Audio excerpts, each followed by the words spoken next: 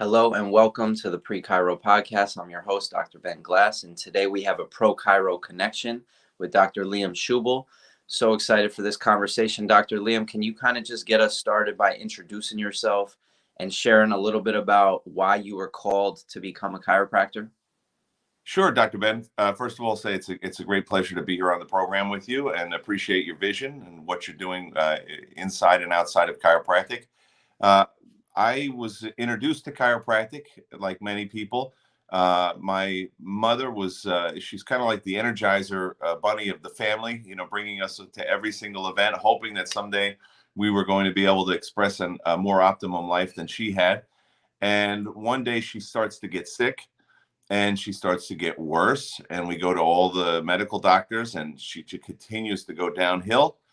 And we're desperate. And I remember that feeling of desperation, not being able to do anything, not being able to help, and just wishing somebody could have the answer. And a eccentric friend of hers said, you've tried all the medical route. Why don't you try this thing called chiropractic? And so, we were just like, chiropractic, isn't that like back and neck pain?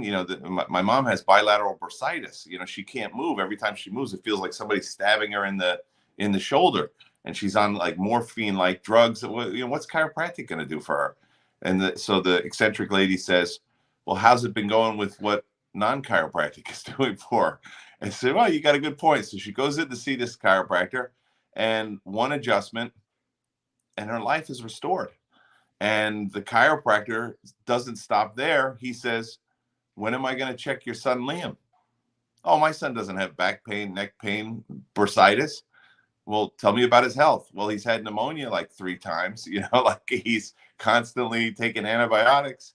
And then I started getting adjusted, and gradually, one by one, everybody in our family started to get adjusted. We went from living a life in fear that the next disease or infirmity was going to attack us, and we started living a life without fear. We started to understand the principle that health comes from above down, inside out, and that when we want to address health, we need to address the obstacles to health rather than treat the effects of a body that's not working optimally. And we need to start looking at what's the cause of health. Where does health come from? What we like to use the word salutogenic, which is the fancy word from the genesis of salud, of health. Where does health come from? And that's what chiropractic really focuses on. And it looks specifically to the nerve system, the master control system, to make sure that system is free from any obstruction. And when it's free from obstruction, the body can function better, it can heal better, it can adapt to the environment better. And in essence, it can express its life better. And I think that's the thing that got me into chiropractic. I always wanted to help people. I thought about being a priest at one point, and having my congregation. I thought about being a radio DJ at one point. I was going to be the next Howard Stern. I love communicating. And, I fell into chiropractic, and I found that I was able to almost have all of that within the chiropractic profession. I've been on television, I've been on radio, I've been trained in radio and television and communication.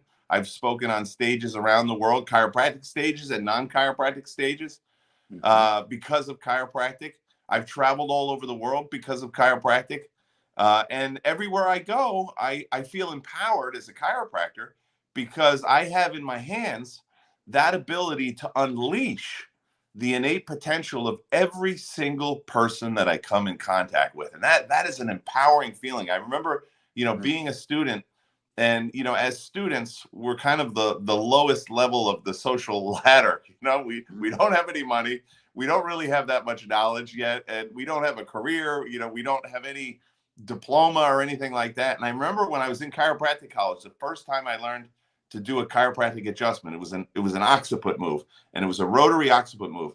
And I made that adjustment thrust, and it cracked like you can't even believe. I really thought, I think myself and the patient thought that I had killed them, right? Boom.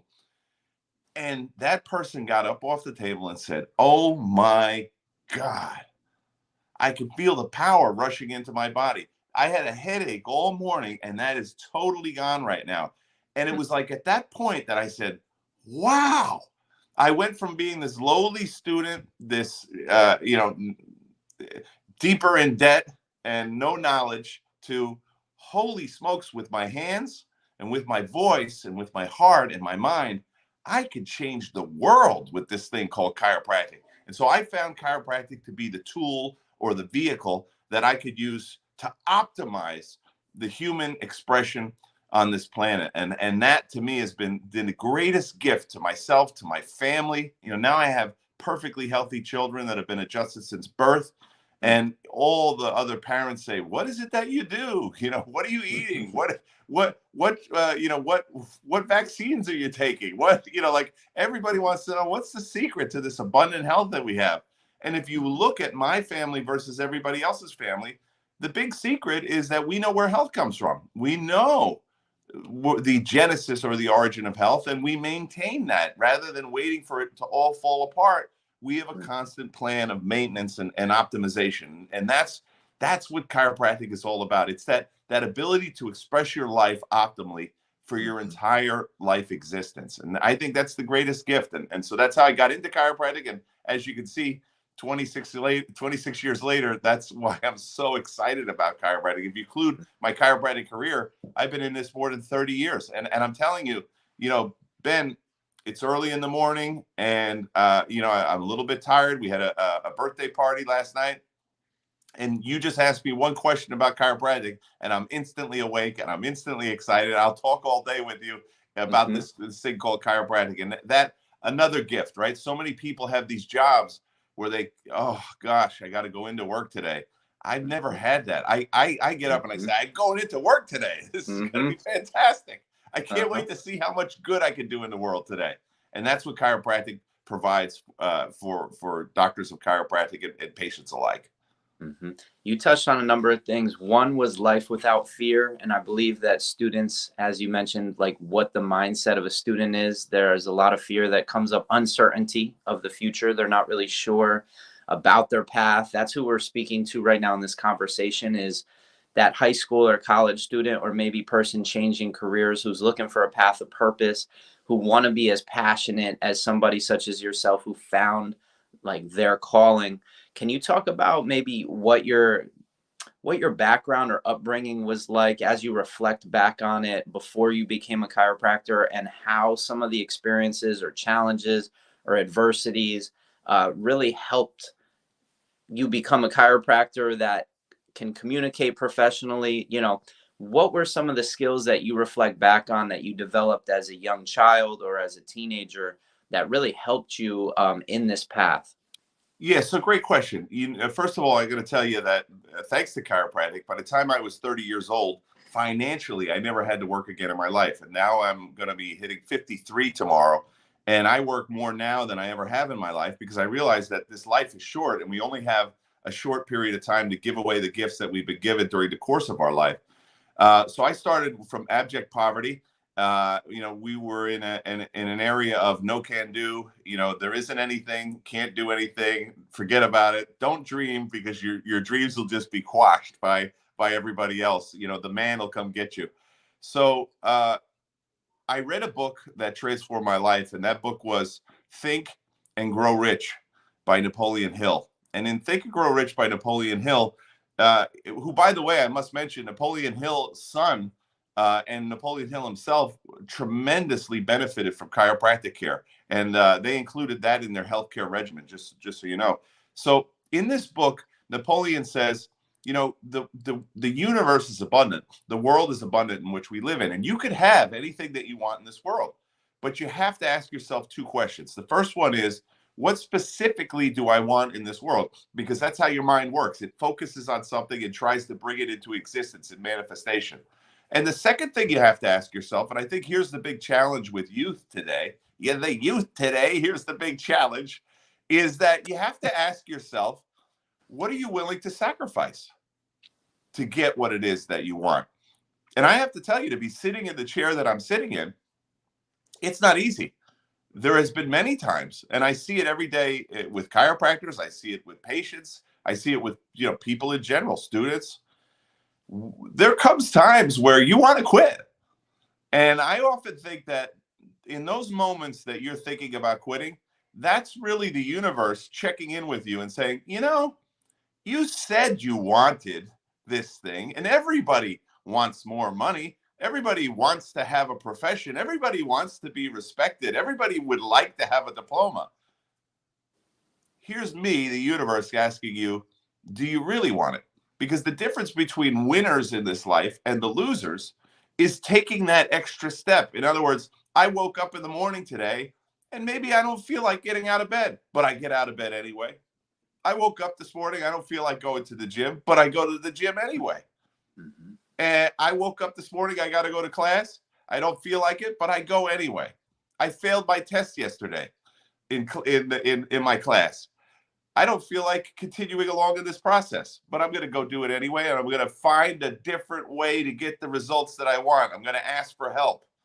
I'm going to ask for help. That's the other challenge, right? We have a tendency, and, I've worked a lot in the machismo crowd, in the Latino crowd, and this macho man attitude that so many men present, this idea that if I ask for help, I'm weak.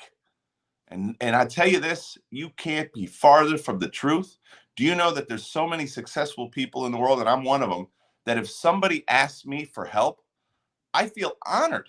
I don't say that's a dumb person, that's a weak person. I say that's a smart person, because that's what I do when I need help, right? I don't know everything. I run I have 26 or 27 offices right now that are all around the world. And, if I have a question about law, I ask an attorney. If I have a question about accounting, I ask the accountant. I don't feel bad that I don't know about accounting and I don't know about law. That's why they're there. And I ask them for help. That's called being smart. That's called knowing what you want and then looking for resources to help you get what you want. So if you're struggling in school, you look for a tutor. I've had friends that have passed their classes just because the teacher got sick and tired of them asking for help. They just said, let me just get this guy out of here and move on, because they just won't quit. And I think that is, if you looked at success, and again, Napoleon Hill talks about this in his book, Think and Grow Rich, that he says in every chapter of this book is the secret to success. And I remember reading it, and I read one chapter, two chapter, all the way to the end. I'm like, I didn't catch it. What is it? So I read the book again. Then I read the book again. Then I read the book again. I'm like, where is this secret? Well, the secret was exactly what I was doing. It doesn't matter what your religion is, what the color of your skin is, what your sex, gender, how you identify. None of that really, in the end, matters to be successful.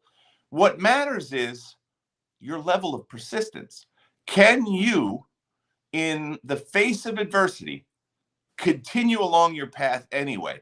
And that's what separates the wheat from the chaff in this world. That is that person, because we all confront failure. We all get depressed. We all get down on ourselves. We all get negative. But the difference is the successful people snap themselves out of it. And we live for something bigger than ourselves. I always like to say, the bigger the vision that you have, the bigger the life that you're going to have. And I think the huge benefit of chiropractic is that the vision is every man, woman, and child on the planet checked for vertebral subluxation or obstruction to the nerve system for life. And then when that subluxation exists, we remove it through a specific scientific chiropractic adjustment. And now the nerve force or nerve energy can flow optimally. And that body, that individual, that expression of life can happen at its optimal level. It's the greatest. It's the greatest thing. I think it's one of the greatest gifts to man is this thing called chiropractic. And I think it marries perfectly with the philosophy, science, and art of success, because optimal expression is exactly that. It's removing the obstructions. It's identifying what is between where I am now and where I want to go. Where are the obstructions? Okay, I've got to clear out that one. I've got to clear out that one. I got to clear out that one. And I'm not quitting until I reach where I need to go, because it's so vital that I get to where I need to go, not just for me, but to optimize the human existence in which I'm participating on the short time, really, that I'm on the planet. You think about everybody who's watching this program right now, there's nobody probably that's going to be around 100 years from now. if you're watching this program, you're probably going to be fertilizer 100 years from now. Sorry, I don't even care if you get your chiropractic adjustment. So you really do have a short period of time on this planet. And so you as a young person, you got to accumulate. This is the time where you need to work, and accumulate all the skills that you're going to need to be successful. And I got to tell you, one of the biggest skills of success, if you look at every profession on the planet, those that are the most successful are those that communicate the best. And so communication is one of the huge keys. And, you asked me what some of my challenges were. You can imagine low self-esteem, right? Come from a poverty level, come from a negative-minded, community. And now I am nobody. I own nothing. I am zero. And I go to school, and now they're asking me to, speak in front of people. I remember the first time I had to speak in front of people, just shaking. Just you got the paper and you're shaking. And I see this all the time with people starting. And Doc, I'm not as good as you. I can't speak as good as you. Hey, I used to be just like you. You know how I stopped doing this? By going it over and over and over. It's like, oh my gosh, you ride a bicycle? How did you ride a bicycle? I just started to ride a bicycle and I fell over. And I'm so scared I'm going to fall over again. Well, that's how I got to ride a bicycle. I was scared, but I did it again and again and again because wanting to ride a bicycle was vitally important to me. And I'm going to tell you, your ability to communicate will determine the impact that you're going to have on this planet and the level of success you're going to have in your life. So every opportunity that you could get to speak in public, you need to be taking it. And Dr. Ben, I really appreciate what you're doing with this program. Doing these interviews, every single time you do an interview, you just can't help but get better at the communication that you're doing. And I recommend everybody to film their performances and then go back in and analyze it and be critical.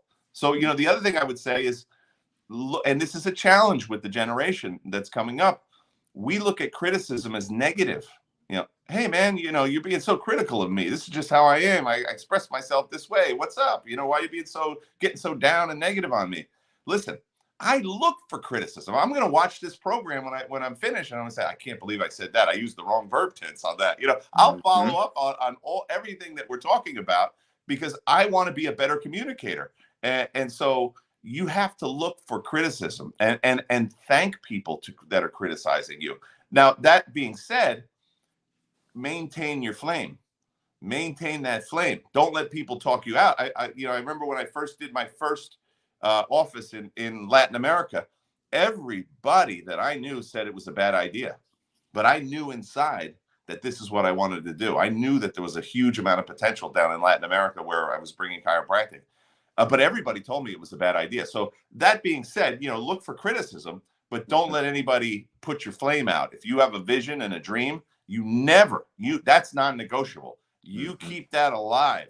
Nobody has the right to tell you what your purpose is in this world. Once you get that purpose, because it's the purpose, that's the fuel that's going to drive your action steps. That's going to cause you to do things that are uncomfortable for you, that are painful for you at times, and that you have to get through, even though you're not in the optimal state that you'd like to be at that point. That's the purpose. Is going to fuel and drive that action. So don't let people rain on your parade, but look for criticism, and I say constructive criticism on your communication. That's hugely valuable, hugely important. Mm-hmm. No, I love how you're actually touching on a number of levels and stages that I want pre-chiropractic students to go through of going through those uncomfortable times. You said that you have 26 clinics. If we're in, one of the core tenets of this project is to give students an opportunity, a platform to be challenged, to overcome their own adversity earlier on in their chiropractic path before they get to chiropractic school, so that when they get to school, they're a little more hardened, they have thicker skin, they've gone through the fire. Can you talk about when you start a clinic, especially being in Latin America, in communities that are completely unfamiliar with the name chiropractic, even though I'm sure you had to deconstruct the culture and identify tons of connections between chiropractic and how they live already, or how they think already, or maybe they're completely in a different mindset from how you want them to think. Can you talk about a pre-chiro student starting their own chiro club? on a college campus that has no presence of chiropractic. There's no chiropractors in the health centers. There's no chiropractic teachers on the faculty. The guidance counselors don't talk about chiropractic. They might have a huge presence of pre-med or pre-physical therapy, no presence of pre-chiro. You've entered environments that have no presence of chiropractic. I'm just curious of how you guide maybe these new graduates that enter into your clinics to really approach their new environment and have that confidence, clarity, and certainty that, you know, they have a purpose, a mission, and helping them strategize how they're going to get the message out. Yeah, well, again, that's a great question. So what you really need to do is, what we call in marketing, market differentiation. You need to be able to express, here is what you're used to, right? So this is something that and then build that bridge to something that we think in the chiropractic world is something better or more useful. So everybody on the planet has been in the medical model. They've been in a mechanistic treatment mode, and everybody knows what the weaknesses of that treatment mode is. But they don't know what the chiropractic vitalistic mode is. And so that's the challenge, but also the fun, the opportunity is to show people, look, I know where you're at. This is what you're accustomed to. And I also know that these are the faults within that scheme of understanding. Let me talk to you a little bit about why I'm involved in this and why I'm so excited about it and why I think it could tremendously benefit you. And so then we make that market differentiation between the mechanistic model, the vitalistic model, the idea of where symptoms and where pathologies run in our world, and then how we view those things in chiropractic and how we move people from not waiting until the whole system is destroyed and then trying to repair it or cut it up or rearrange it, with a mechanistic mindset.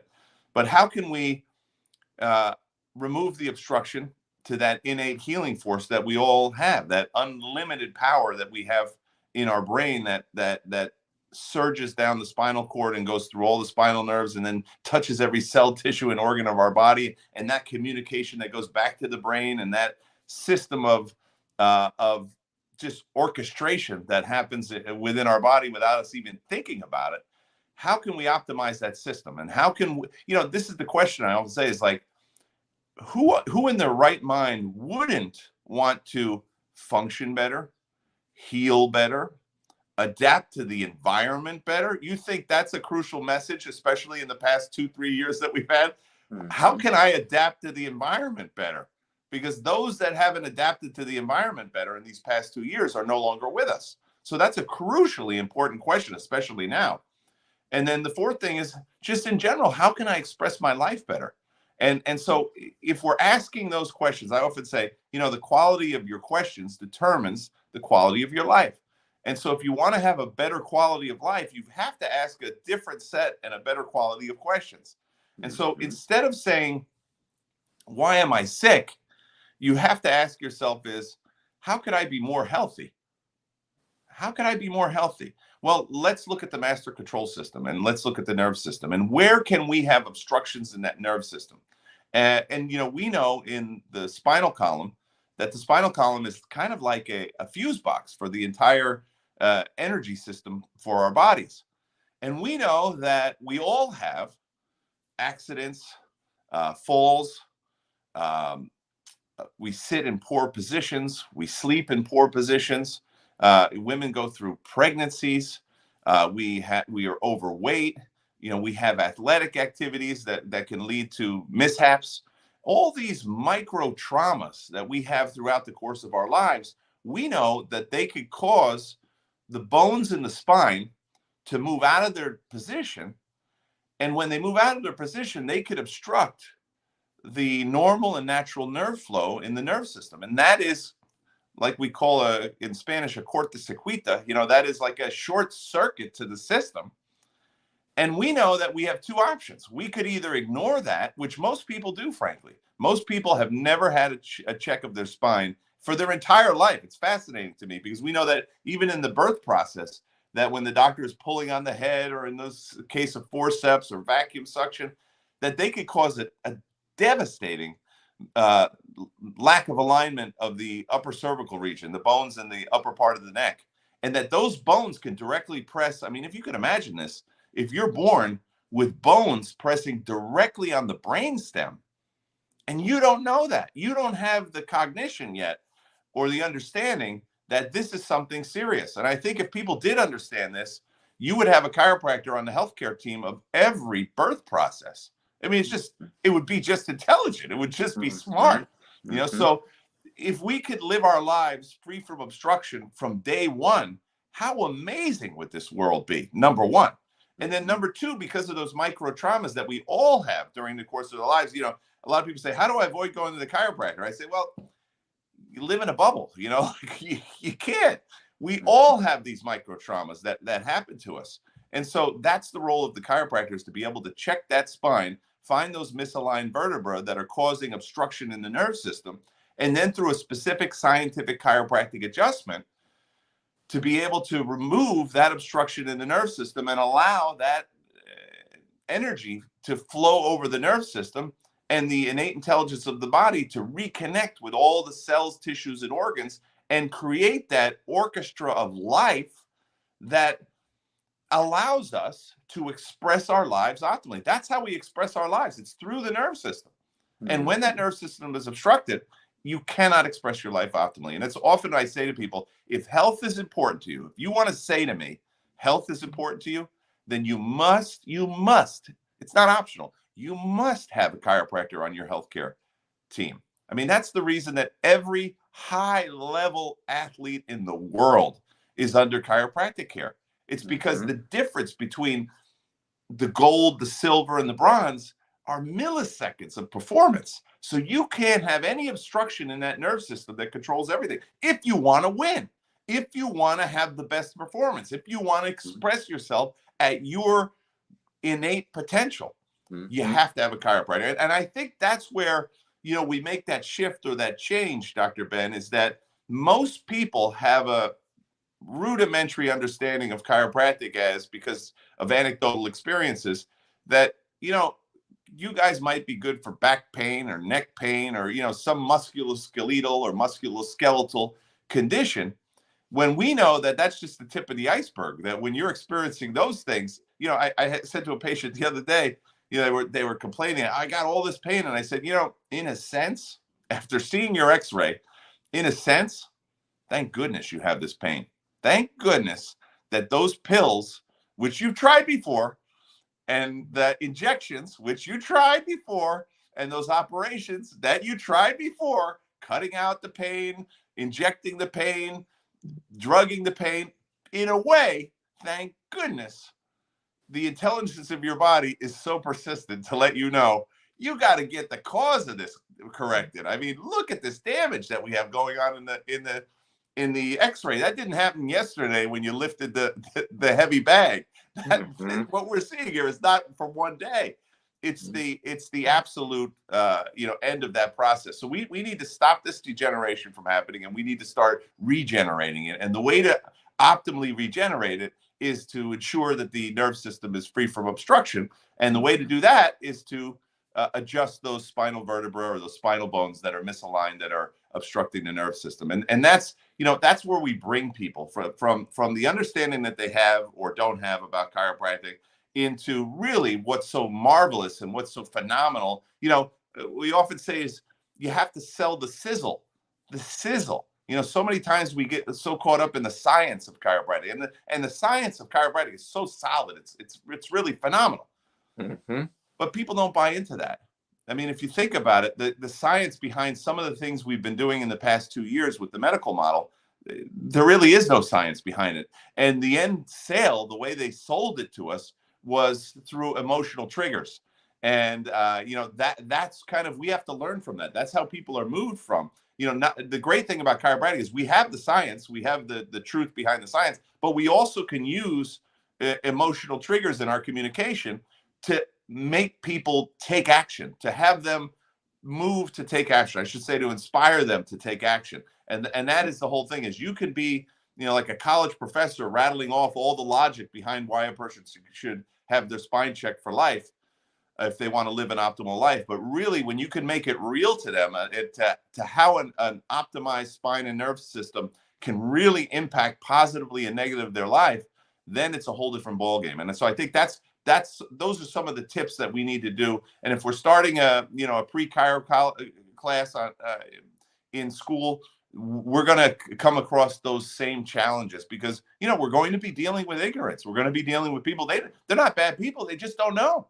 And so we have to have patience with them. We have to show them love, and we have to really show them our passion and inspiration of what we've found to be a new and better way. And how that, even if they don't choose to go to chiropractic college, just the knowledge that they're going to receive at these pre-chiro programs is going to help them and their families, their future families, to express their lives more optimally. So it's never a loss. Sometimes people say to me, like, I tried to start this pre-chiro program, or I tried to, explain chiropractic to these people in my town, and, they didn't want a part of it. Well, you don't feel bad about yourself for that. I look at it this way, Dr. Ben Glass. Can you imagine you and I are going to start this pre gold mine club at the class or at the school? We want to interest people to study to how to maintain and operate a gold mine. And part of what we're going to be doing is we're going to be giving away these little gold bars. And we're going to go to everybody and we're going to say, come to our program on Thursday night, and we're going to be giving these gold bars away. No, thank you. Nope, I'm not interested at all. You know what? I heard about gold. Don't like it one bit. No, thank you. I don't believe in gold. Okay. Now, Dr. Ben, are you and I going to be frustrated, or are we going to get down on ourselves and think that maybe chiropractic's not great because that person said it? Maybe gold is not great because that person said it? Of course not. And so that's kind of how I look at when I express chiropractic to anybody, is I'm trying to give them a gift. Here's the gold bar. And if you don't want it, that's not a reflection of me, right? That's a reflection on you. Maybe you're not ready for that gold bar, but it's in my obligation to at least attempt to improve the quality of your life by giving these gold bars that I have, giving them out to people. And that's how I look at expressing chiropractic to other people, is like, here's an opportunity for you to express your life optimally. If you don't want it, that doesn't mean I'm a bad person. That doesn't mean what I'm trying to offer is not valuable. That just means you're not ready for it for some reason, and that's fine. And I move on to the next person and continue along. So we can't focus on negativity, because we're not trying to get anything from anybody. And I think that's a big key too. I'm not trying to get something from somebody when I talk about chiropractic. Sure, I would love them to be a patient or in my office, or any office, frankly. That's my attitude, is I would love them to be a patient in any office. I would love them to be in my office, but I don't ever open a conversation looking to get something from somebody. I open a conversation looking to see how I can give something. And what I've found in life, the more people I can give things to, the more they start to ask the question, hey, what can I give to you? What can I help you with? Because there is that interchange energetically that we have when we offer our services, or when we give something to somebody that transforms their life. They want to give back to us. They're thankful. They're grateful. And so I think those are some of the tips and the mindset of starting a pre-chiropractic program. Is you got to think about it as giving out those gold bars, and never be put off by somebody's negativity or somebody's misunderstanding of what it is that you're trying to do. As long as you're trying to do the right thing, you're trying to improve the community that you're working in, then you've done a good thing. You should feel good about yourself, and you should continue along that process and never give up. Mm-hmm. So you said that back when you were 30 years old, you were able to basically not have to worry about money, and you transitioned into focusing on how can you have the most impact in the world, not just in your clinic. And I'm curious, what are some of these questions that are shaping your life these days? Some of the resources that you're focused on building because you can see the impact that they could potentially have. Maybe touch on the books you've made, or the courses you've created, or the network that you've established and organizations that you've supported. What are the main questions, though, that really shape how you decide who you're going to partner with, the strategy that you're implementing, and maybe what your vision is with these questions, what the vision is. I know that the bigger vision for chiropractic is to reach everybody in the world with chiropractic, but where are you at today? I'm just curious, and maybe just reflect on all these different avenues that you've gone down. So, Dr. Ben, and again, from the financial aspect, and it just keeps growing by leaps and bounds, thank goodness. I want to emphasize that I've never looked in my life to get. That's not been my attitude. And I really every morning when I wake up, I do a meditation, and part of that meditation is um, it's basically asking two questions. And the first one is, how can I serve more people? That's number one, and I'll sit with that. And then the second question is, how can I serve the people that I'm already serving better? And I often say is, a chiropractor is only as good as the amount and the quality of the service that they're providing to the community. That's our value. Our value is in serving people. And again, this is a challenge for the youthful generation, is that we're very egocentric. We're very focused on ourselves and me and my life and what I want. And I think the big challenge for young chiropractors is that one of the keys to success is actually leave yourself behind for a while. Stop thinking so much about yourself and start developing this passion to serve others. Because when they are on your mind all the time, they will be in your office all the time. When they are on your mind all the time, they will be referring more people into your office all the time.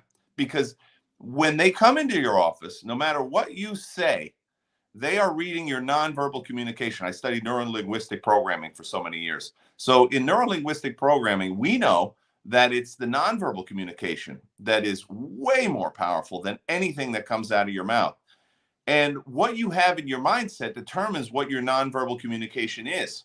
And so if you're looking to get something from them, they're going to feel that. But if you are just looking to serve and to love and to inspire and give to them, they're also going to feel that. And I have to tell you, in healthcare today, that's a very special experience.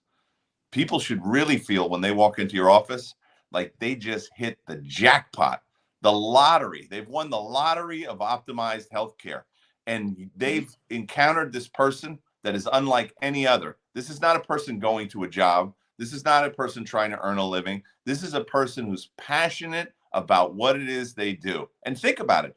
Any business that you go into, you can have two types of experiences. One, where it's so obvious, it's brutally obvious that person is just doing their job to get by. Mm-hmm. Or you could go into a business where those people are totally committed. Like, I love going to a ski shop where everybody's ski bums, like they are passionate about skiing. They can't wait for you to try out this boot because they wish they could afford this boot that they're trying to offer you. And they're selling this Izzle. My wife says, I love Audi, for example. I love the Audi car, right? And so my wife says, you could sell Audi. And she's right, I could, because I can't sell something that I don't believe in, that I don't love. And so I could tell you all about the leather. I could tell you all about the motor. I could tell you all about the features and the benefits of owning an Audi. And I'm the same with chiropractic. I'm just in love. I'm in love. And that's what you have to learn. Think about this. If you've ever fallen in love, when you're in love with somebody, all time disappears. Anything else in the world is unimportant. You are just totally in love with this person. And true love is not 50-50. True love is when you're saying about your partner, what can I do to make this other person's life better today? I love this person so much. I want to give as much as I can to them to make them better. And that person is saying, I want to give as much to my partner as I can. It's a like we're trying to outdo each other in love. And that's kind of how I am with chiropractic and with my patients and with my staff. I'm in love with this thing called chiropractic. And so that's kind of the mindset that we need to develop. This is, how can I serve more people? How can I serve the people that I'm serving better? And then what I found in my evolution of thought is, again, the natural question that begs that is, how can I impact more people? And so I had to learn, for example, business systems, just to give you an idea. So I started totally in love with chiropractic. I wrote a book called Cast to Be Chiropractors, which I'd recommend anybody who's considering chiropractic or who's in chiropractic to read. And talks about how I fell in love with the chiropractic principles and how I transformed that love into practice. But what I found was I had a personality-driven based practice. It was all about my love and my expression. And when I started to bring doctors down to expand, because I wanted to make a bigger impact and open up more chiropractic offices, I found that they were failing because they weren't me, right? They didn't have my personality. And so I had to learn business systems. I read a book called The E-Myth by Michael Gerber, and he showed how to develop business systems. And so then I took those business systems, applied them to the chiropractic business model, and I wrote a book called Schubel's Holy Grail of Business.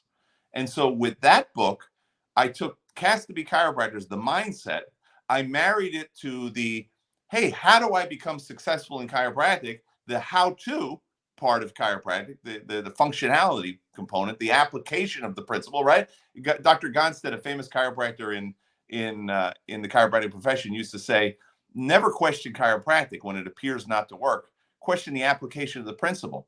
And I would say in business, when business is not working for you, don't question, the principles of business, question the application of those principles. And so that's the second book I wrote was Schubel's Holy Grail of Business, which I got to tell you, people that aren't even in chiropractic are reading it and finding huge value in what it is that they do.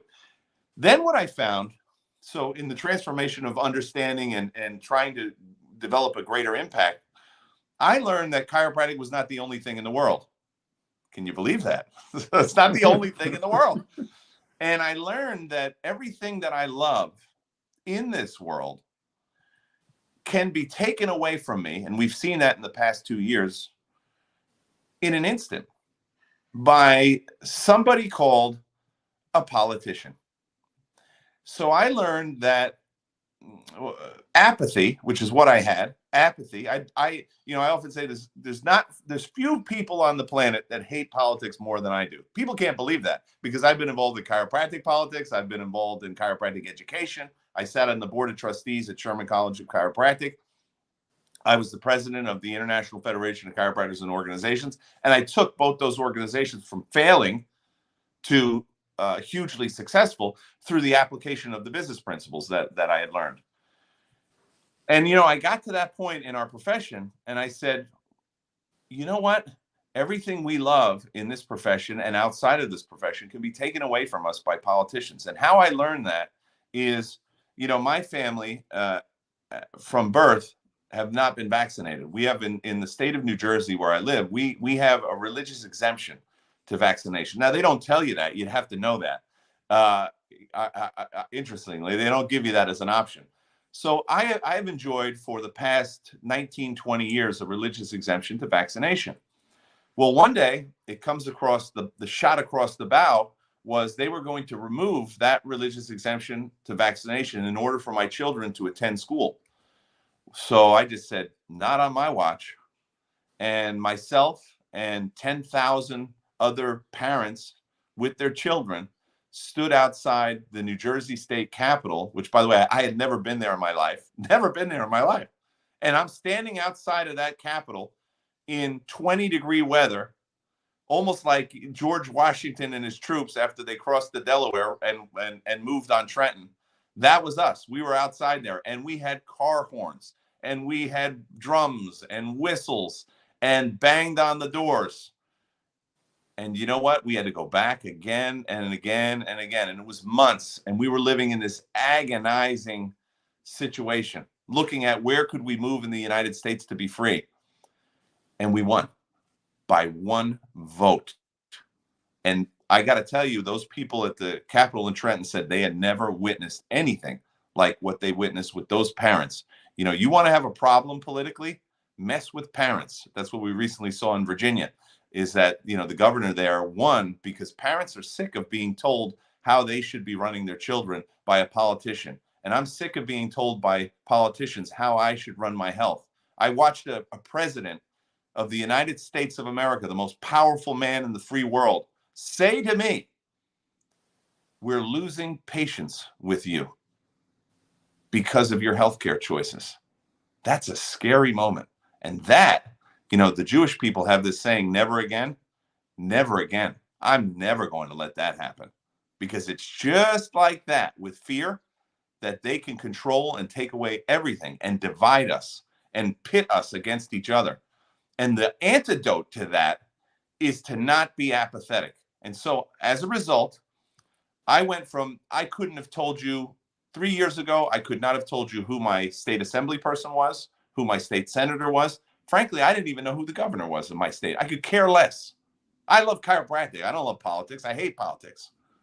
Well, I can tell you this. I know all those names right now, and I communicate with those people on a regular basis.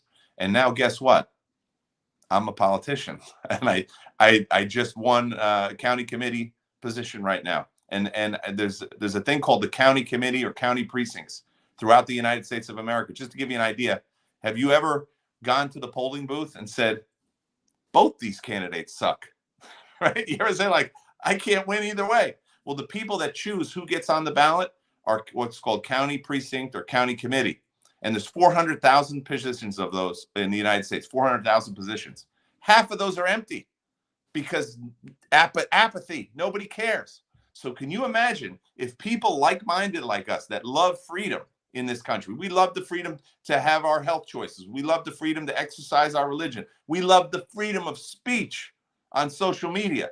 Can you imagine if we, the people, took over those county committee positions and then we chose who was on that ballot? You imagine the level of power that we'd have in this country. And then I can guarantee you that never again would we be in the situation that we just saw, that was just devastating. As an American, living my whole life, 53 years, to watch a country where I can lose my freedoms, my right to life, liberty, and the pursuit of happiness, I thought it could never happen. And we came this close to completely losing it all because of fear. So we got to get involved in politics. So that's the evolution. I got into chiropractic. I love the freedom, the life expression, the liberation of chiropractic. But then I realized all that could be taken away from us through politics. So I'm getting into finding those obstructions in the political process, removing those so that we can all express our freedom optimally in this great country of the United States of America. And listen, whatever country you're watching this in, you can do the same thing in your country. It's the power of the people, but it starts by having an understanding of how the process works, and then removing that apathy and becoming passionate about restoring life, liberty, and the pursuit of happiness to the rest of the world. Thank you for that. I'm curious, if we bring this way back to the student, right? And you're in a position now where you're looking at candidates that you want to choose based on your understanding of the system and the process, but also you're observing their character. You're trying not to judge too much, but you're also measuring their character against your values and their values against your values and what you believe to be right. In regards to the chiropractic student, we're talking to pre-chiro students. We're trying to look at a huge population of people out there. And just as you say, there's 200,000 people that need to fill these positions, but there's nobody that really cares. Just like that, in the student population, there's hundreds of thousands of students that would love to be chiropractors, but have no awareness that it even exists and that it's an option. And so the majority actually end up choosing chiropractic as a fallback, as a second option, because they didn't get into the program they were going for. And those are the wrong reasons. You and I could both agree on that that's not who we want going to chiropractic school. So you understanding chiropractic, understanding the process of what it looks like to not only become a chiropractor, but to become a chiropractor aligned in who you are and happy with the impact that you get to make every day. Who are the types of people that we want in chiropractic, that if you're speaking to that student, or if you're talking to me and you're saying these are the types of students that we need more of, who are they? And if you're speaking to that student, what do you want them to kind of recognize that they have within themselves that actually would make them a great chiropractor? Yeah. So you know what? I think that so many times when I've during the course of the past few years, I've talked to a lot of nurses, And I frankly also talked to a lot of doctors, medical doctors, that are frustrated with the current system that we're in. And so I don't think it takes a rocket scientist for people to see just how the practice of medicine has become less and less and less enjoyable. And I think that unfortunately a lot of people don't realize that until they actually make it all the way through. I think that's starting to change. I think a lot more people are choosing not to go into medicine because of the horrific situation that it finds itself right now. So one of the ways that we can get those people interested in chiropractic is that, you know, they have this desire to serve, they have this desire to help, and they want to see people's lives restored. And I think the great thing about chiropractic, when we contrast, again, the market differentiation, is that one of the things I've really loved about chiropractic is it's a tool that not only helps people restore their lives back to some semblance of normal and optimization, but then it allows them to maintain that optimization over time. You know, you can't really maintain your health through drugs, injections, and surgery. I mean, those are really designed to save you from whatever your crisis is in the moment. And you know, we see it commonly is with medical doctors, is that, you know, the person will come in with diabetes and the doc will say, okay, here's the drug, take this for the rest of your life. Well, doc, should we work on my exercise? Should we work on, you know, you could, but that's not my job. Here's the drugs, you know, take these. So I think that people with a consciousness start to ask those questions. It's like, am I really going in to become a part or a cog in the wheel of the selling process of the pharmaceutical industry? Am I really going to get all my education, all my educational materials provided by a salesperson in the pharmaceutical industry? Do I really want to be a part of that system? Or like Bucky Fullminster said, or do I create another system, right? Is that we let that system fail and let's create a different system. And I think that's where the power of chiropractic becomes. Is like, you know, medicine definitely saves lives. Medicine definitely helps so many people every year, but it also really hurts a lot of people. It also really damages a tremendous amount of people. And so I think we need to start to focus on first optimizing the human experience. And then when there is a crisis, what we call in our philosophy a limitation of matter, then allow medicine to come in and start to do what it is that they do so well. And I think if we can work with people that are naturally minded, you know, there's a lot of people that have this innate understanding that, sure, I'm taking the pill, but I really don't like the way I feel when I'm on this pill, right? I just don't feel right. And I wish if you could show me a better way, I wouldn't take this pill. I'm not in love with the pill. I'm not in love. And that's why I think the mistake or the misunderstanding we have. These people that are under medical care, most of them are not in love with it. Most of them are taking it because they don't know any other option. They're desperate. They are desperate. And so that's what the actions of a desperate person is. When you're desperate, you don't take the smartest, most intelligent actions in relation to anything in your life. So what we need to do is inspire people to empower themselves by removing the obstruction to the master control system, the nerve system. And so I look at, for example, people that in the world of vegetarianism, in the world of organic food, you know, those are the type of people that already have a consciousness that that's the way to live. Then it's not so much of a reach to say, hey, you know what? Food could be part of your obstruction, but so could the nerve system could be part of the obstruction, right? And so those are the kind of people I'm looking for. And those people exist in the pre-med program. Those people exist in the nursing program. Those people exist in the engineering program. And what you'll find is that your excitement about chiropractic will pique their interest because they may just be going through the motion. And we call this, again, in neuro-linguistic programming, pattern interrupt. You know, sometimes we have to do a pattern interrupt with somebody. They are in this unconsciousness. You know, my dad was a medical doctor, so I'm going to be a medical doctor. My mom was a nurse. I'm going to be a nurse, right? This whole thing. And I'm just going through the motions because, hey, I really don't know, but this is kind of where my life is leading. And man, when you can change that, when you can open up their minds to a greater potentiality, holy smokes, are they thankful for that. And they really become the most powerful people in our profession, because these are people that, one of the things that, I studied a lot in school and I got really good grades, summa cum laude. Doesn't mean anything. So as far as success, but I wanted to learn all about the medical model, and I wanted to know everything that these medical doctors knew, so that I wouldn't feel inferior to them, so that I wouldn't feel in awe of them, and so that I know all the information they know, but I also know a lot of information they don't know. And that's why when a medical doctor, for example, I have doctors that have 40, 50 years experience. They are eminent. They are an eminence in the community. They come see me for chiropractic. And a lot of times they get negative with me. And, how come I never heard of this? And I don't know why you never heard of it. Maybe because you're a medical doctor. You didn't go to chiropractic college, so there's no intimidation, because there's no doubt and no question in my mind that I'm the expert on chiropractic. Just like if I go to get my prostate checked, I don't go into the proctologist or whoever, does those checks, my general MD, and I don't say, hey, look, I know more about the prostate than you do. No, I'm here because you're the prostate guy. You're the expert on the prostate. I don't tell you how to do your job, right? I get the information that you give me. Now, I may make different choices based on the information, but I'm consulting with you because you're the expert on the prostate.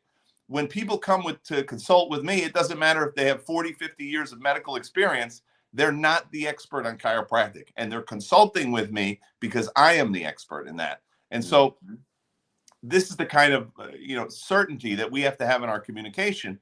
And when we're talking to people in pre-med and pre-nursing, and people in engineering and people in the liberal arts, there's so many people that are in, and this is the thing, I think we have this misunderstanding that they're in these programs because that's their life passion. And in reality, a lot of people are in these programs because a series of consequences in life led them to that. Just to give you an idea, you're not going to believe this. My first year in undergraduate, I have a bachelorate in radio communication, radio and television communication. So communications is my bachelorate degree. But I started my first year in computer science. So I went from computer science to radio and television to being a doctor of chiropractic, worldwide renowned in my profession.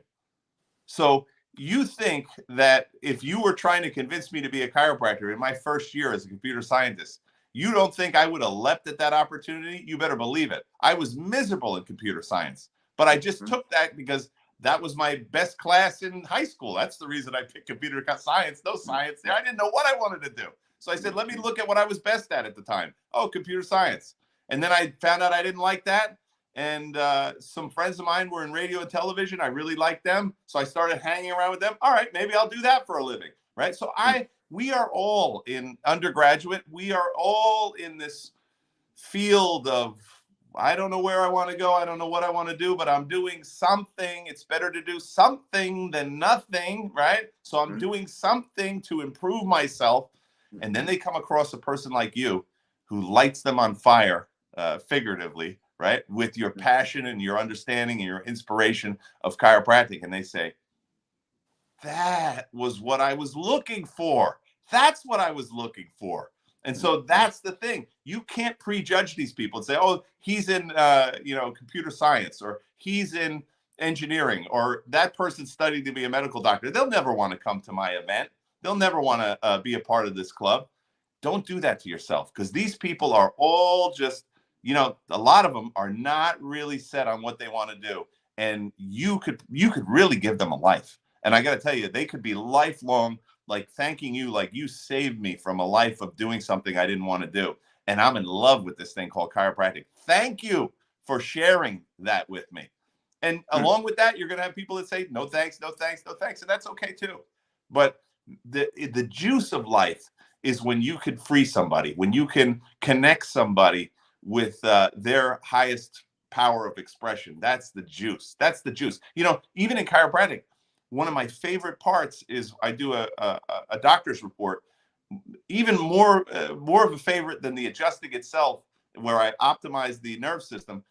Watching the light bulb of potentiality go off in that person's mind when you start telling them about chiropractic and that they truly do have this innate power to heal, function, and adapt to their environment optimally. They truly can express themselves at a higher level than they've ever experienced before through chiropractic. And they thought that they were going to be condemned to taking pills, putting injections in, and cutting things out for the rest of their life. And you watch that light bulb switch. Wow, that's the most exciting part for me. And I'd say you in the pre-Chiro experience, that's an exciting part as well, is to just flip the switch for people. It's the greatest thing. Show them the potential that they have.